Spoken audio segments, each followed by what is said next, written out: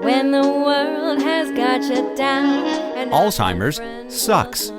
It's an equal opportunity disease that chips away at everything we hold dear. And to date, there's no cure.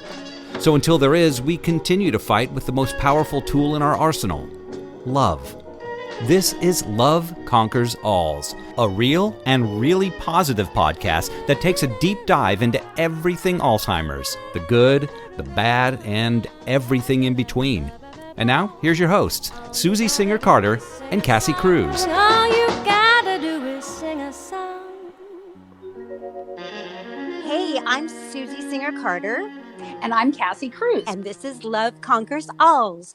We are the podcast that takes a deep dive into everything Alzheimer's. We keep it real and really positive, sharing fears, feelings, and frustrations. And the latest news and resources and fabulous guests. Like the one we have today. Yes. Well, we have an awesome guest today. I'm super excited.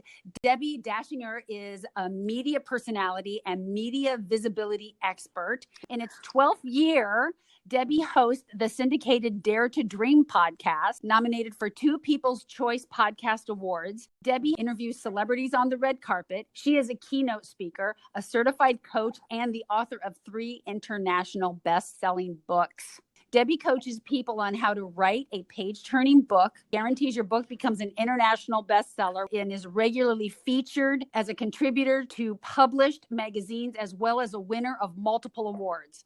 The reason why we have Debbi today on our show, though, is because beyond all of those amazing things that she is doing in her life, Debbi has been a caregiver and still is for her mother. Her mother's name is Nadia Lawrence, and she just moved her in to an assisted living facility. And we have the great opportunity to talk to Debbi about so many different things. Debbi, welcome to our show. Thank you for having this show. I have to say, I even tuned in when I found out about you, because who in this situation doesn't feel like they need to find more information, to hear confirmation, to learn what other people are going through, get cutting edge information. So honestly, I'm your audience too. I'm very grateful to be here. Thank you, Debbi. I echo what you just said, and I hope that we can give comfort and a forum for people that feel like they're alone. Mm-hmm. Yeah, and that actually, I don't know what other people experience. I do know that from what I'm finding out, everybody's Alzheimer's is different.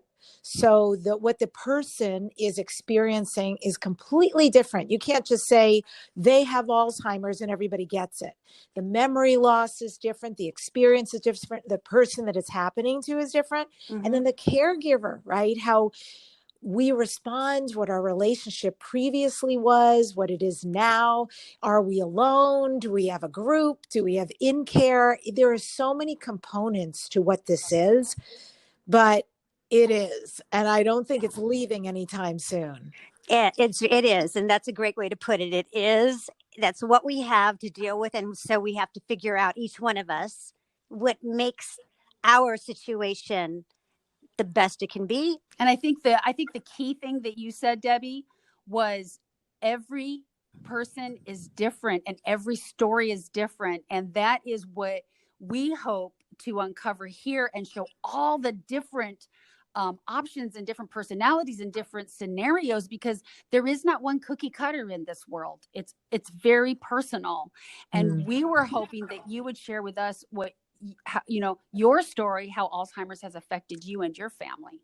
Absolutely. And can I just add this, having a mom who also has Alzheimer's, and I've been dealing with this for 12 years, Debbi, and it can be a very long disease. And you're absolutely right there.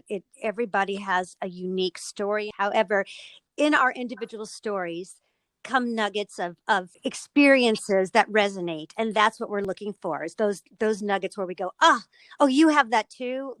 Okay, so that's okay. That's normal. I'm not crazy, Within the diversity comes the commonality, right? Mm-hmm. Yeah. I would certainly say probably stress is very common. Unknowingness. I mean, I'm shocked to hear you say 12 years. I'm thinking, oh my goodness, I don't know if I could do it. It's been a lot so far, just in the short time I've been dealing with my mom. I'm on the West Coast. I am the only family member on the West Coast. So everything physically falls on me. I'm really lucky that I have her brother, my uncle, on the East Coast, has been incredibly involved as much as he can be, just being on the telephone, making the calls, looking into things. And although my brother isn't as involved and he's on the East Coast too, he's got his own brilliance. So we thought we had no money for mom. Like, where are we going to put this woman? This is getting to be an untenuous situation. Something needs to happen. And she's complaining every day how lonely she is and physically things are going on. We knew it was imminent. And it's amazing. I don't know where my brother David started digging or how he followed the breadcrumbs, but we went from a situation where mom had nothing, and all of a sudden, within weeks, everybody doing their part, David suddenly discovers a chunk of change, let's just say, that mom was sitting on, and she tucked away. She always lived very miserly, so she totally forgot about it. And so she had over $300,000. Oh, thank Oh God. my gosh. She Yeah. was preparing. It's so true. In a weird way, I thought that too, because I thought, somebody else might have spent that money along the way. But the fact that she has it, look, if she lasts 12 years or more, she's okay. We've got her in a nice place in a facility, and different levels of care depending on how this progresses. So I think she'll be okay for a while. And for all of us, it was like, oh, a breath. You can sleep. I know you can sleep. One of the biggest stresses is the financial burden, because even if you start out with a nest egg, you have someone like my mother who's now had it for a dozen years. They run out of money, which is why this disease is bankrupting our insurance companies and our personal finances, So we need to figure that out. That's one of the goals. But I also had to figure out what I was going to do with my mom when there wasn't a cent left, and there wasn't a cent left. And I was lucky to get a spot at the Jewish home. Which, we looked into that, actually. That's supposed to be an amazing place. And only because they don't take animals. And my mom had a cat, we had to take it off of the docket. But you can bring animals in to visit, which I do every weekend. Yeah. But they just can't be there. They can't take care of them. Yeah. So Debbi, question for you. Could you share your story with us about what has transpired with your mom, or how you noticed it, or how it started? What was the first signs for you? Because I think everybody has different signs, and we see signs, but we don't acknowledge them sometimes. So how did it roll out for you? I didn't really see the signs. It was my mom who kept insisting something was up, because in my world, I'm a busy entrepreneur. So when mom was saying, look, I'm forgetting words, and it's like, so do I. So do all my friends. I was thinking, as a woman who was still really vital, we were going to the theater together. We had a life force together. So I looked at her like, I don't see anything that's that strange. And you're 87. But to her, something was definitely up.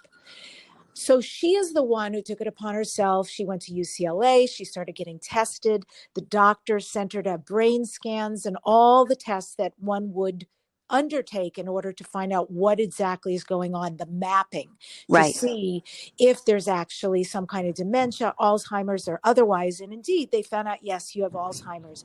And I sort of, in a really interesting way, have to say that I think it's great to know, and science is great, but I'm a big mind person. I'm a big creation person, right? I don't think I'd call it law of attraction or metaphysical, but I am that person. And I also believe that we have a lot of power. And I know the moment my mother heard those words, things started to go downhill quicker. This is an important topic, Debbi, that you're bringing up. I think so. Yeah, because really, it was like hanging her hat on this. Yes. And saying, I don't want to say she had an excuse to forget, because that really wasn't the energy, but it was more like She adopted that. Yes. I really feel that's what started to happen. And I even felt some that when she was pursuing this very vehemently, like, I got to find out what's wrong with my brain, that even that started something. I think when you really believe something is wrong with you, you might manifest it. It's a pretty powerful creation, right? My mom was in denial, but on the other hand, my mom was always afraid of losing my stepfather, who was 12 years older than her. And she used to always say, when he goes, I don't really know if I want to move on. Yeah. And I would say, Mom, because my mom was so young and vibrant. And I'd say, that's ridiculous. You have all of us, please. And I really used to think she embraced this disease because it was easier for her to lose him. She didn't want to fight it. Let's put it that way. When she was diagnosed, I wanted to try different drugs and different tests and things like that. She was like, I don't want to do that. I don't want to waste money. So I didn't mean to interrupt you, but I found that really interesting. Thank you. I appreciate what you're saying. And I have to say, ultimately, we're all going to go one way or the other. Even if we live to 90, 100, 110, there's going to be a soul choice. How are you going to exit, right? You could die in your sleep, you could get cancer, you could get hit by a car, you could get Alzheimer's. So there's several ways you can choose at a soul level. So I want to bring that into the conversation, because I don't think this is about blame for any of the listeners. I don't want them to feel like I'm saying, well, Mom chose that, because there's an unfairness. There's so much more we don't understand. I'm reading books right now. I'm actually going to be interviewing somebody coming up, and her book is just blowing my mind about holistic dentistry. And she's talking about what's in our teeth, at the very least, the metal, the composites in our teeth. And it absolutely is linked with Alzheimer's. And we know there's a lot more in our air, our water, our food that's connected with it, the way we eat. We've heard, I don't know, I'm sure you guys know about this. There's a lot going on right now with keto and ketogenics. And they're saying the more we eat like that, with a really healthy high fats, it actually staves off Alzheimer's. So I want to also say, my mom, vegetarian, was doing yoga before anybody knew what it was, very involved politically, intellectually. She was in music. She was a recorder player, clarinet player, very involved socially, so something happened medically, anatomically, and or, choice concurrently. Or a combination thereof. But I can't speak to that proof-wise, because I don't know, but I'm just speaking to my experience. But to get on with the part of experience, I didn't notice it. Mom did. She investigated. And at one point, she called and she said, it's conclusive. They said I have Alzheimer's. And I was very stoic. And so I want to pull back the curtain a little bit, because I have heard your show, and I felt it was very important for those people listening to maybe hear someone who has had a difficult relationship with their mother, because that was me. She was not easy mom. She was not loving mom. I didn't have that growing up, and I didn't ever almost have that with her. So I always did the best I could, healed the most I could to show up to have the best possible relationship with who she was. And I heard this and I took it as stoic as I usually would. And then later I got on the phone with my boyfriend, who was fairly new in my life, and I broke down crying. Oh. So that was the first realization. This is going to be deep. This is going to be serious. I don't know where this is headed, but that's not great news. Mm-hmm. And it's not great news for me, because isn't it interesting, of all the people in her life possible, me, the one who had my brother also had a very difficult relationship with her. So it's not like that many people in the family did, but still I'm the one here. So if we're talking about why souls choose things, I think that's pretty interesting too. And there's a part of me through this whole process, and there's been a soup of feelings: anger, pressure, resentment. How long is this going to be? Why me? Why me? I love you. I feel compassion. You're difficult. How can I make you laugh and shift the energy? I could tell you so many feelings and experiences I've been through. And through it all, there's this very heightened awareness of grace. And I feel that because this may make me cry, because I've been in this position, how fortunate I am that I am receiving this gift. Because I could have concluded my entire life with my mom, whenever her ending days are, still having had a difficult relationship. But because of this, and who she's mellowing out to be through Alzheimer's, and who I'm choosing to be by showing up all the time and navigating this every day, there is this element of a new relationship with her. It still isn't what I would have wished for. She's still difficult. She's still negative and neurotic. But it is so much better than it used to be.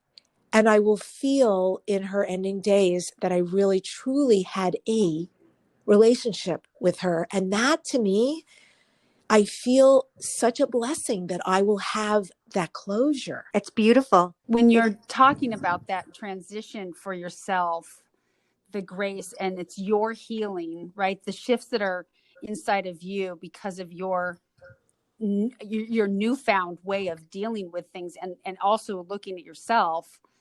What is that doing for you, Debbi? Oh, girl. I am changing so much. First of all, I will say with my family, what happens is I'm on the West Coast. I will wake up and open my phone to 17 text messages. Do this, do that. Mom said this. We have to handle this. We have to handle that, which is really intense, right? So what I've been learning to do between that and other, everybody responds differently. What I know is that everybody's heart in this is truly good. And mom is so blessed to have all these people on her behalf. Oh my God. And what I know is that I've had to learn to use my voice at a whole different level, because there's a lot of things that are expected of me that are enormous pressures on me. And sometimes it's like, you need to take her to the doctor tomorrow. And it's like, I cannot. I have appointments I set up months ago, and that's not going to work. That I can't do that in my life. So I've had to find badass boundaries. I have had to learn, because I'm a giver, period. And I will feel guilty before.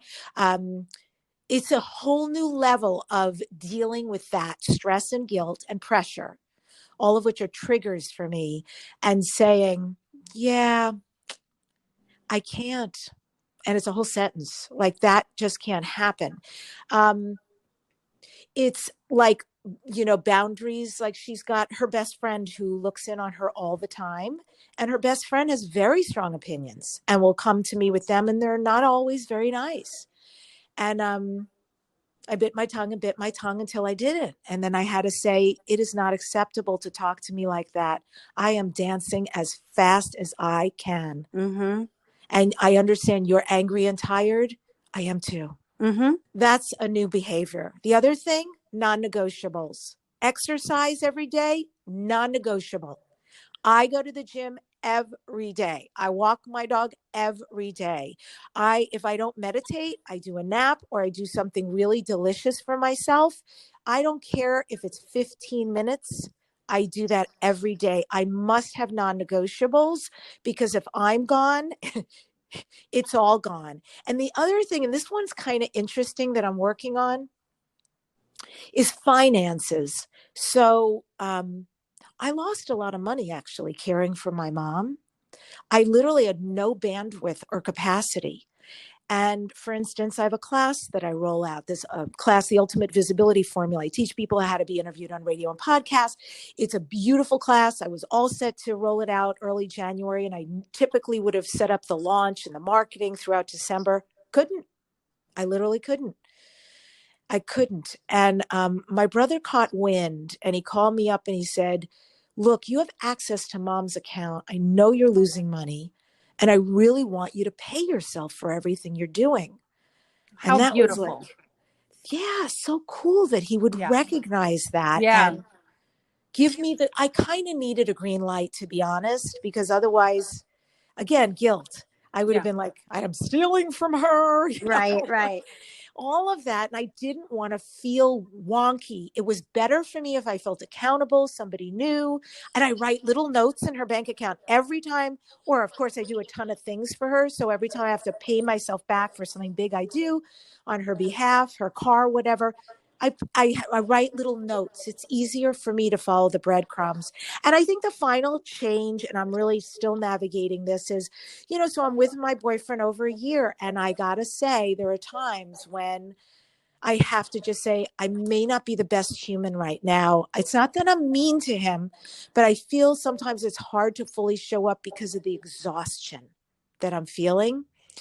And the whatever that soup of feelings, the sadness, it's a lot of feeling. Can I offer this to you and see if this resonates? When someone has Alzheimer's, you are mourning a loss consistently. You're mourning their death in a way for a very long time. And I believe that you have to acknowledge that, because it's an exit, a very long exit. And I've been mourning my mom for a decade, and I will still not look forward to that final finality. But I think that is it can really wear on you. And I didn't know that for a long time. I didn't acknowledge it.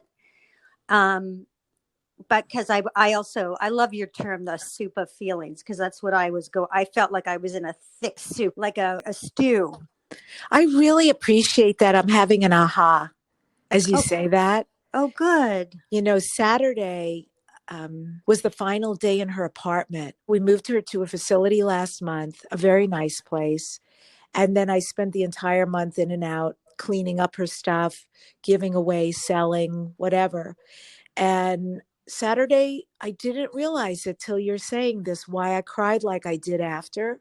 But I did. I sold her recorders. She was a musician, and she doesn't play anymore. And her music and her music stands, and emptied her apartment, done, left the keys. Next, I'm working on selling her car. Yeah. Yeah. And now I understand where the depth of those feelings came from. It is what you're saying, this slow mourning, piece by piece. Piece by piece. Interesting enough, my mother said to me while she was still copus mentis, she said to me, listen, I want you to know this. I've had a great life. I've want for nothing. I've traveled everywhere. I've had love and sex and food and shopping, and I have done it all. And she gave me that gift. Oh, that is so very beautiful. Special. That's so special. And you know what you're experiencing, Debbie, is also extremely special. And the things that you're sharing with us, and also, for all the listeners to hear as well, that there's so many different unique stories, and each one of us have that opportunity. You've been given a gift, and you're embracing that gift. As stressful as that gift is, you're not shying away from digging into what does that mean to you. You're taking on a whole other person's life. It's extremely stressful. We have enough problems just taking on our own lives, I think the fact that you started off telling us that you had a relationship that was tenuous. So, what you said is going to resonate so much with people, because I know friends of mine that are like, I never had a relationship with my father. I don't know why I am saddled with, this, or so on and so forth. Right. And some people don't feel guilty. Some people do feel guilty. There's all different ways that it manifests. But what you're describing, Debbie, is phenomenal, because it's a gift to you as well as your mom. And others that you're sharing with right now about the reality and the rawness of this, because you're uncovering something. And thank you so much for being so courageous and sharing your vulnerability about what is real in your life. We really appreciate you for that. Can I ask you a question, Debbie? Because it was a tenuous relationship, and you could say, you know what, she wasn't there for me in the way that I wanted her to be. I don't really feel like I need to step up for her, but instead you did. And why do you think you did that? Because it became a positive thing, but I think making that decision had to have been hard. Such a good question. This is, I don't know, part of it is, I've just been that kind of person. I have cared in spite of, all the time, actually. So there's that aspect. And there's also, I don't know, there's something so moving when you see somebody start to become incapacitated. And there's a level of humanity about it. I guess I could have run away and said, F this situation, I'm out, why should I? But I don't know. I guess I felt somewhere the opportunity to be of service, and if not me, then who? And yeah, I just knew this had to be done. So somehow it just really organically happened. I stepped in and this whole situation has come. But it's really, I have this whole thing going on right now that I call what I'm living in holy flow, right? So I'm in the flow of life. I can't predict. I don't know. Right now, I'm just in the flow. So it's hashtag holy flow. I heard Love that on your podcast. I love it. I It's love it. fantastic. We're in the holy flow right now. I'm in a hashtag holy flow. It's like I am so there with you. I'm in the lane next door. Holy, there she goes. There I am. See my blonde hair flying. But that's what it feels like. There's this fluidity, and just if I just stay here, like honestly, when I think about when you say 12 years, I'll lose it.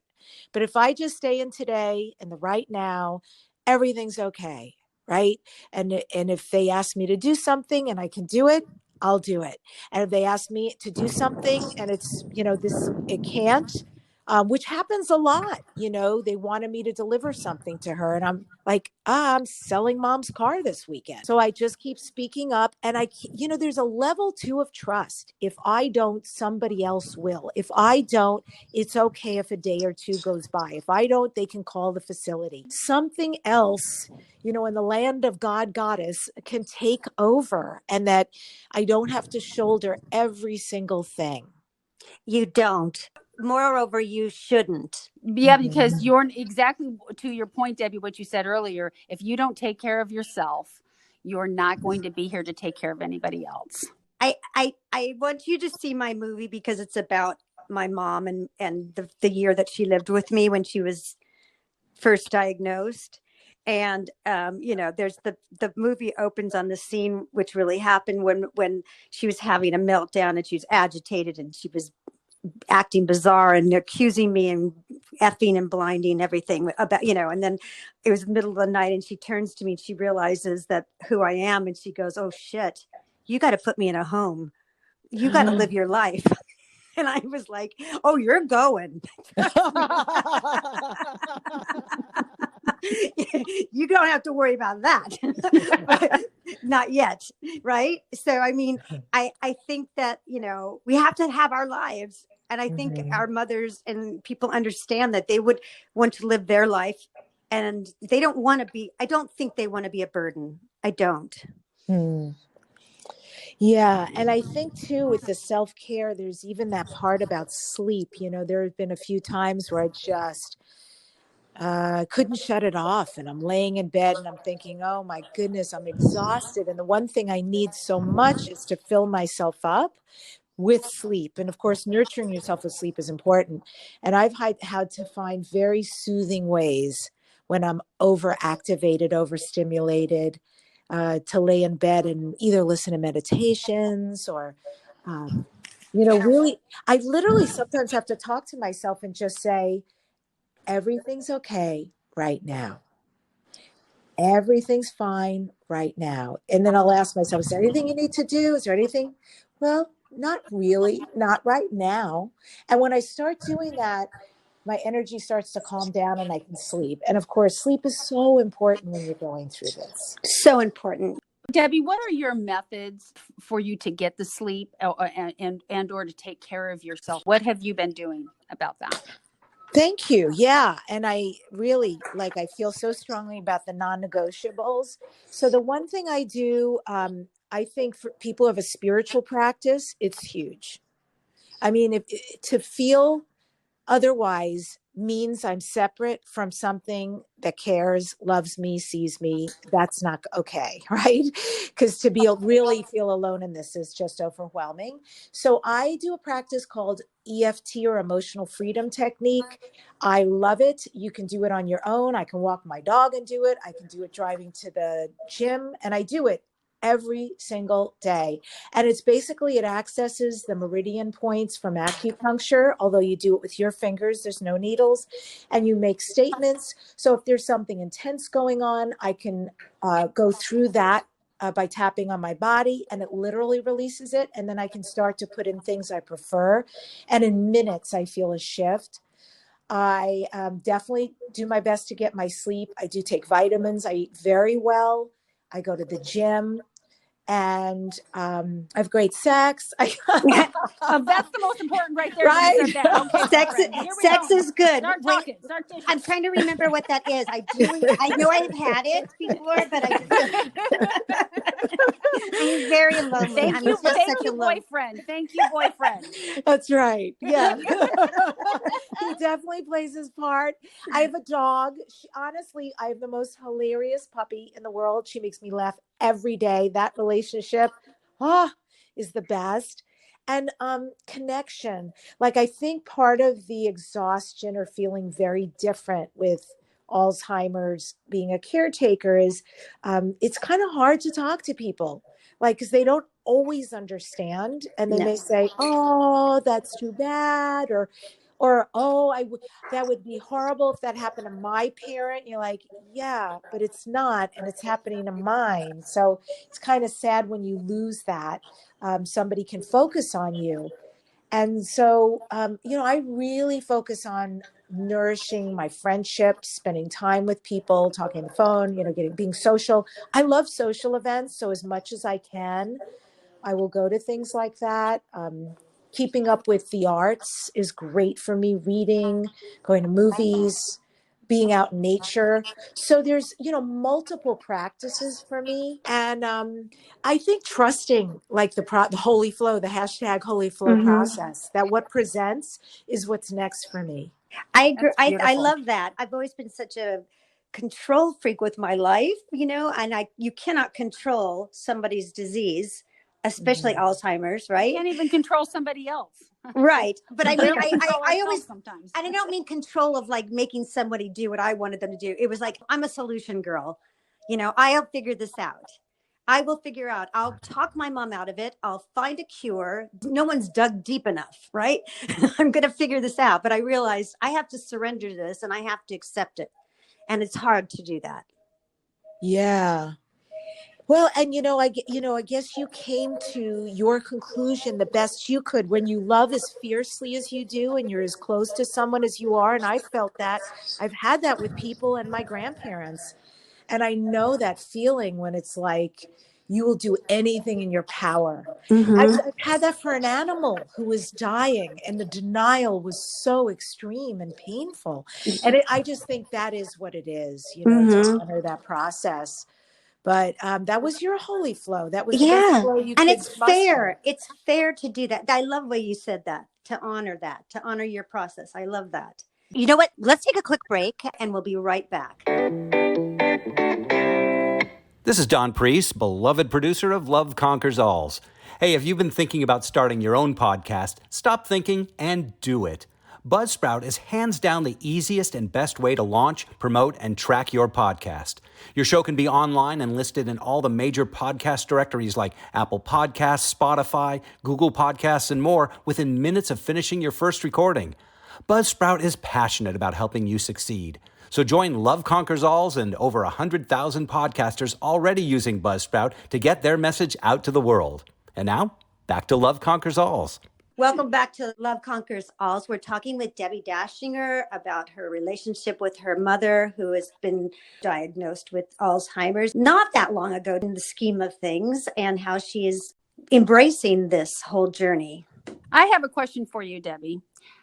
You are totally well known as one of the top interviewers in the podcast world. And it takes, I know, a tremendous amount of time and effort to do that. How did your mother feel about the work that you do? She was always very proud of me, actually. That's one thing where I got a lot of yummies. I feel like I know you already. I would say that. I would say yummies. Yeah, because the beginning of my life, the first couple of decades, I was a professional actress. I was a professional singer. She was wonderful about it. Very supportive.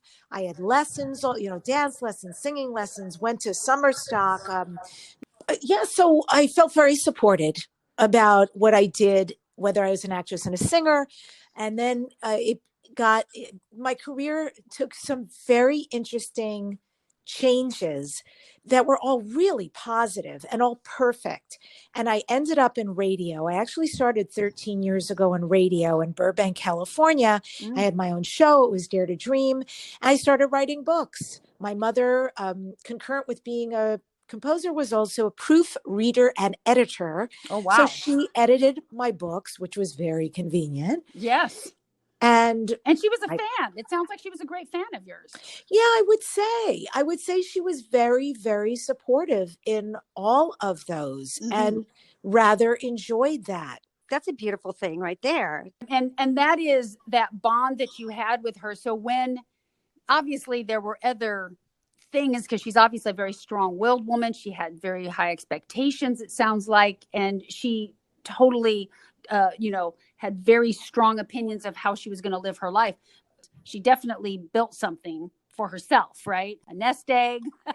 She took herself to the doctors and got herself diagnosed, which I think, to your point, is like, did chicken or the egg, right? Like, did the diagnosis exacerbate what maybe already might have started waning? Yeah. Right into that, because obviously we're all energy. So if we say that, like, I don't know if you've seen this information out there, but there's this Japanese doctor that did this test on water. Yeah, Dr. Emoto. Thank you so much. You know exactly about it. Please tell us about it rather than me say it. Tell us. Yeah, It's amazing. It's exactly to your point. It's genius. And I just want to do a pre-caveat here, because my brain is focusing on this. So if there are medical people out there, I can promise you they're flipping out, right? We're not medical professionals, people listening to us. This is not the conversation that is of comfort for them, because medicine is medicine, science is science, proof is proof. This woman has Alzheimer's. This was going to happen, yada, yada. And you know what? I honor that. I also want to say that if we have metaphysicians out there listening to us, their little elf ears are perking up and going, this is fascinating to talk about this disease in a way that could actually have been created on some level, at a thought level, or at a soul level, choice level. So I just want to honor everybody out there, and you don't have to check out, but, just participate, because debate is good, right? So with that said, your question, which is Dr. Emoto. Okay, so it's very genius. He said that we have energy and we can influence. And what he did was he took water and he imbued water with poor thoughts, bad things, cursing, negativity. He tested the water previous. He said and did the bad things, had, maybe very intense music going at the water, tested it after, and he found it took a grave turn, that the components of the water had actually decomposed and gone bad. Now he took the same water and did it with very positive classical music, saying beautiful things, having love, saying, you're amazing, you're gorgeous, and seeing the change in the water. He took it the next step and he started doing it with plants. What would happen to a living plant? And he found the same thing, that it would either degrade with the negativity and the harshness, or it would thrive in a really good environment with positivity. And so he was saying, doesn't this make sense? If everything is energy and everything is living, that this would be so with human beings, that by our thoughts, our mere thoughts, we can literally create either a positive environment for ourselves or a negative one. And if that's true, and if we are all radio waves, then what we have internally is actually sending out waves that will attract back to us what we're putting out. You know, if you're falling in love, you have a big smile on your face, you're walking down the block. Life is beautiful. You're smiling at people. You love everybody. You're making eye contact. It's But a song. if you've gone through a breakup and it's a country song and Uh-huh. you're miserable and it's dark and you're not looking at people and life kind of sucks, you're having that experience. And so that's really what Dr. Emoto was about. But I'll say even further to that point, there have been things like Lynn McTaggart, who wrote a book, brilliant book called The Intention Experiment. And she was a scientist, is a scientist, and just decided what would it be like if we ran these experiments and just did some prayers for people. And really, she was just checking out information. And she was shocked at what was happening. So she started setting up groups because she was finding people were praying for other people and lives were changing. Wow. And I went to one of her workshops. I interviewed her on my show. I was so fascinated by her. I went to one of her workshops and she broke us up into groups. And she said, one person in the group will be the recipient of prayers. And as it turned out in my group, I was.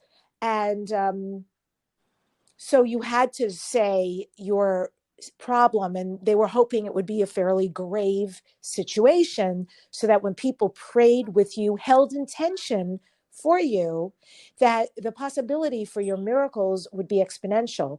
And I'm going to tell you, because I'm the most open-minded skeptic, my life changed. Wow. I had big, like money, situations, relationships, like tons of things started. Sign me up. Where do I sign? Well, you know what's amazing though, Debbie, what you're talking about is we are vessels, our human bodies are vessels, and we are mostly water, and we emit waves, Yes, sound waves, we do. energy We do. waves. I'm an empath and I know that, and I'm not ooey-oo at all, but I know that if I think something, within seconds, someone else is going to say it out loud. They do. It happens all the time. And with my writing partner, we don't even speak. We just go, uh-huh. You know what? There's another book by Jill Bolt Taylor. She was a neurosurgeon who had a stroke, and she wrote a book based on it called My Stroke of Insight. And she talked about intention, and literally had such a massive stroke. She was basically like a newborn. Right. And looking back on it, she said it was the most incredible euphoric state to be in, and all that she was affected by was intention, people's intention. If it was a negative intention, say a caregiver came in and was bathing her, and they were doing it just because they had to, and she said she would feel herself tense up and be very unhappy. And then if somebody came in and you felt their intention was loving and positive, she'd be relaxed and it would be great. And you know, she made a choice to come back into the world because she said she could have slipped away because it was so delightful. It gave me a great frame to look at my mother, and as she loses all of her, capabilities that we're used to. Yeah. Is she unhappy? And after hearing her story, it made me feel a lot better, but it is about intention. And we are all so many things, right? We're not just one thing. I learned this when I was an actress. I remember in training, they would always say, if you're going to play, let's say, an evil person, you don't just play an evil person. You actually find the nice, quiet parts. It makes them more sinister. And same thing, if you're a nice person, you're not just nice, right? There's a lot of colors to who we are. And the reason why I'm saying this is when you bring up intention, I find it very fascinating that my mother, who repelled most people, frankly, they found it very difficult to be with her because of how negative and difficult she was. Her siblings, her friends, her best friend, it's amazing.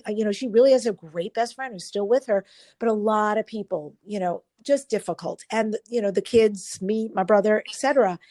And yet, what kind of intention did this woman have that she somehow created at the end of her life a stockpile of money, She created her brother, who really wasn't speaking to her much before all of this happened, Right. who's suddenly completely in her life, doing her taxes, figuring out her finances, making doctor calls, a best friend who drives her to the doctor. It's really incredible. Hello. It's really incredible. It's amazing. Well, that goes to show you what you're saying. Like, she had some intention to make sure that she was going to be taken care of, right, Debbie? I think so. I mean, I really Well, She had plans. We should all be so lucky. We should be so. I know, right? Exactly. Hey, we need to take a quick break. We'll be right back.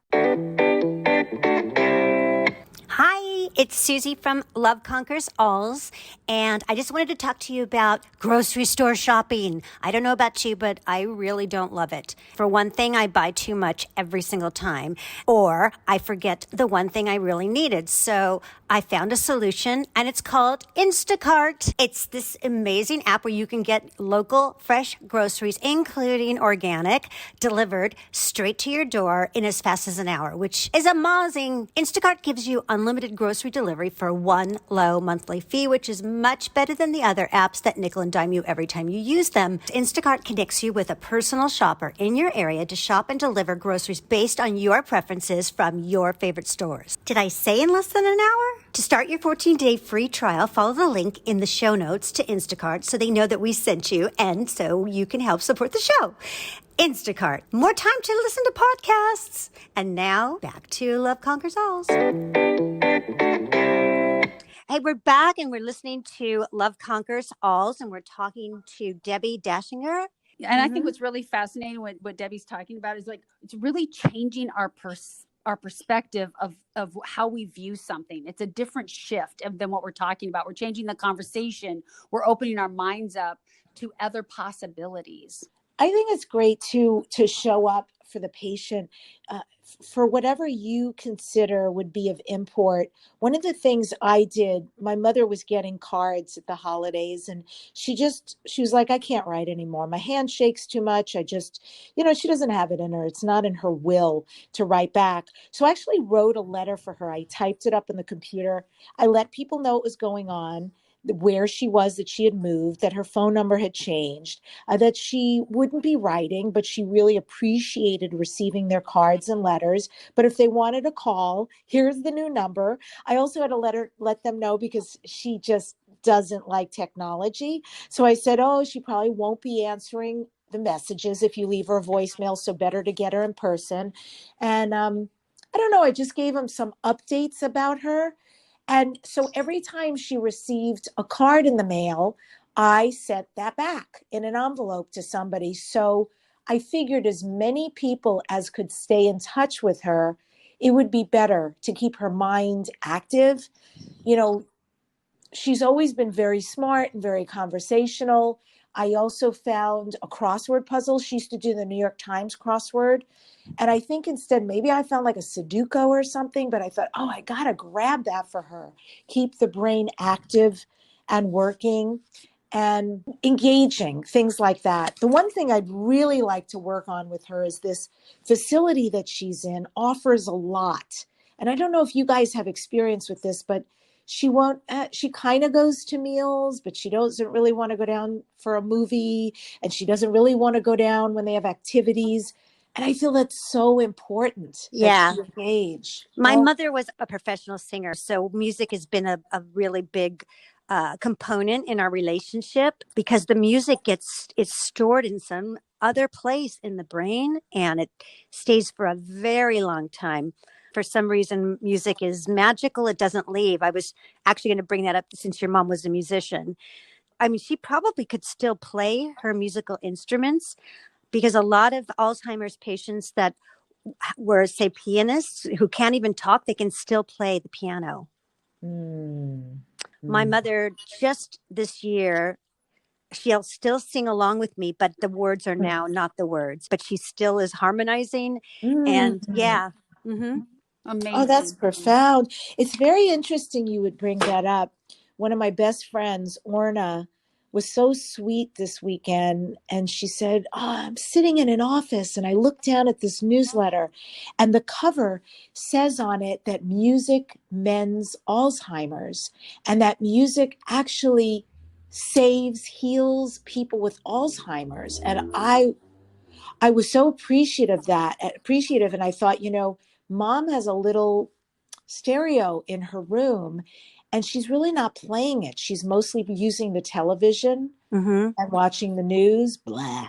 Yeah. And so I thought I need to encourage her because she loves music like your mom loves that I do that.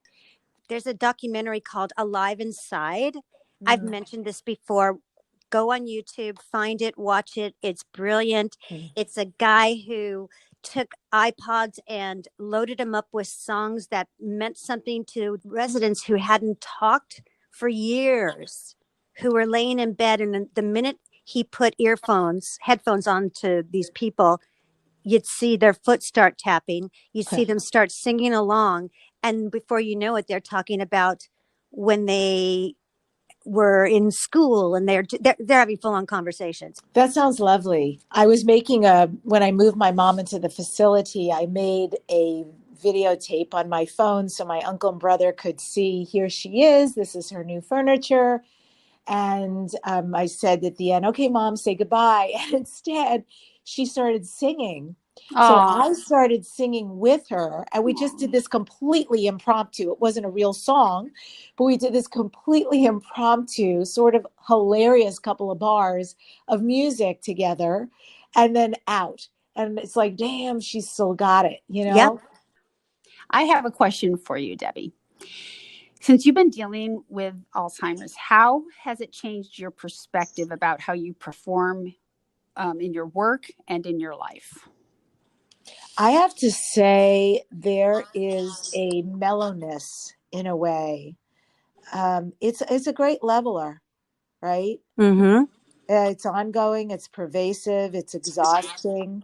And so, yeah, I feel like a lot of things that were big deals kind of are not anymore. And I'm just more mellow, like I deal with a lot of celebrities that I interview and I can get pretty excited about it. And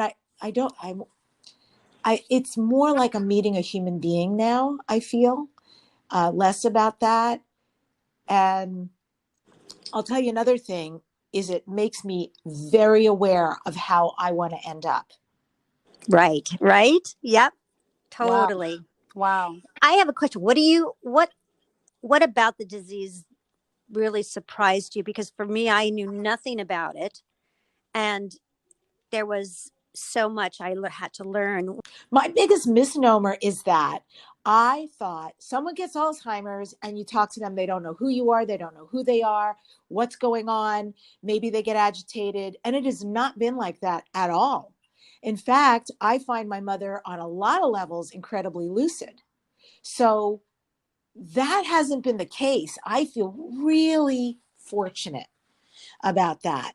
I would say that's the biggest misnomer. It doesn't look like one thing. People lose different aspects of their memory and a long-term, short-term, numbers, calendar things, names, stuff like that. That's been going on quite a bit. Or trying to describe an object like, oh, it's, and I usually just stay very patient because I don't want to try to guess what she's saying. I can't usually. Mm-hmm. And if she can't, and but she can describe it, it's kind of adorable. It's round and it has these things and you sit in it and it's like table. I don't know. Is it a dining table? Is it, 4-letter word? Oh, I totally get it. I totally relate. I'm just going to ask you, what is the most impactful thing that you have done that has changed your life? And it doesn't even have to be about this, but just with everything that you've done in your life, everything you know now up to this moment, what's the most impactful thing that's changed your life? Oh, 2 things. Follow my dreams make them come true, and heal, period. I came from a rough situation growing up, and I could have gone a lot of different ways. I could have gone to drugs. I could have become an alcoholic. I could have destroyed myself in a lot of ways. And God knows I tried a little bit along the way. However, I really had an aversion to pain, and I really somehow, and I always feel like there was an angel in the future coming back to pick me up and carry me forward, but I really was open to healing. And I somehow was very well guided to some of the most profound healing experiences. And I think that alone, I'm unrecognizable from who I was as a teenager. And I'm unrecognizable from who I was in college and who I was in my 20s. I have really taken the very deep road for this life, to do whatever is possible to create the best possible me, the best possible relationships, the cleanest life, and all of that. So I would say having dreams and really showing up to make them come true, and also to heal. Anything that was aberrant, was not serving me or anybody else, yep, done, whatever it takes. I love it. That's called living the good life. That's actually living a life. Yep. And then being open to the hashtag holy flow. Yeah, hashtag holy flow. That's my new hashtag that I'm going to get on with you, Debbi. Debbi, we have been so absolutely blessed and lucky to have you share your stories with us, share you with us, share your mom with us. I'm amazed. I've learned so much from you today. I'm grateful, and we have to have you back if you would not mind, because there's just so much more that we want to talk with you about. I just thank you. Yeah, thank you so much, Debbi. And I want to wish you the best with your mom. And I already know it's going to be a journey that is not going to be easy, but it's not going to be bad. But it's an important journey, and I'm so glad that you have taken this on in a way that you are to heal that relationship and have one. Yeah, I agree. Oh, Cassie, Susie, thank you so much for having me. Our pleasure. Thank you for being here. Thank you, everybody, for listening to Love Conquers Alls. Wasn't this a great example of that? And please hit us up. Let us know if you have any questions, topics that we haven't gotten to yet. We are there for you. We want to help you. We want to get the conversation going. So until next time, remember, love is powerful, love is contagious, and love conquers alls. All you gotta do is sing a song. All you gotta do is sing a song.